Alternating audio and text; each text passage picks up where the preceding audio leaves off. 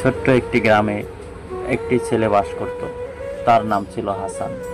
দরিদ্র পরিবারে জন্ম হলেও সে অত্যন্ত ভদ্র, নম্র ও আল্লাহ ভীরু ছিল। প্রতিদিন সে মসজিদে ৫ ওয়াক্ত নামাজ পড়ত এবং কুরআন তেলাওয়াত করত।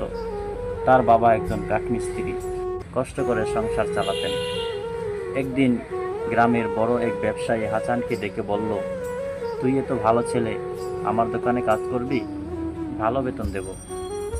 হাসান প্রথমে রাজি হয়ে গেল, কিন্তু কিছুদিন কাজ করার পর দেখতে পেল দোকানে মাপে কম দেওয়া হয়। অনেক সময় ক্রেতাদের সঙ্গে মিথ্যা কথা বলতে হয়। একদিন সে ব্যবসায়ীকে বলল, চাচা, আপনি কেন মাপে কম দেন? রাসূল সাল্লাল্লাহু আলাইহি ওয়াসাল্লাম তো বলেছিলেন, যে মাপে কম দেয় তার জন্য দুর্ভোগ। চাচা রেগে গেল, বলল, তুই চাকরি করবি নাকি হাদিস শিখাবি আমাকে? হাসান কিছু না বলে পরের দিন থেকে আর দোকানে গেল না। সে আবার কাঠমিস্ত্রি বাবার সঙ্গে কাজ করতে শুরু করলো। গ্রামের একজন শিক্ষিত মানুষ এটা দেখে তাকে বললেন, হাসান, তুই খুব সৎ ছেলে। আমি শহরে একটি ইসলামী স্কুল চালাই, তোর পড়াশোনার ব্যবস্থা করব, তুই বড় আলেম হ।